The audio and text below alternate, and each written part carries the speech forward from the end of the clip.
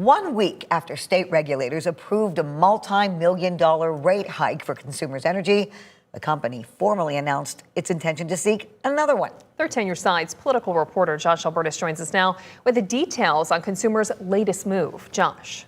Yeah, guys, that filing from Consumers Energy officially announcing their intent to seek another rate increase was filed on Friday. That's the first part of this months-long process. But as we expect them to ask for a rate increase, not everyone's pleased with what will be another request.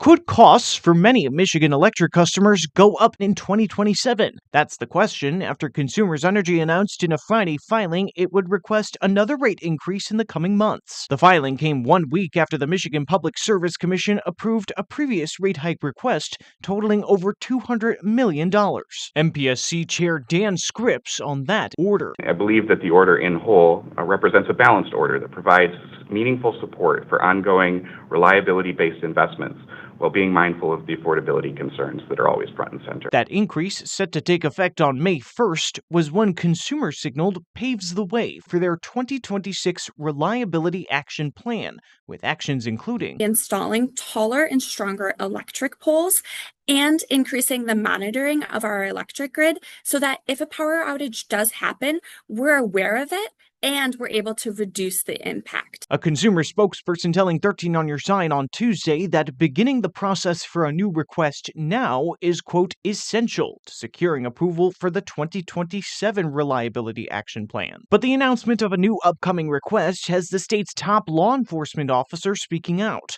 Attorney General Dana Nessel saying in a statement, quote, the rate hike just approved by the MPSC hasn't even taken effect yet, and Consumers Energy is already gearing up to reach back into the pockets of Michigan families. The consumer spokesperson pushing back, saying in part, quote, we announced in March we were going to start the process for our next case.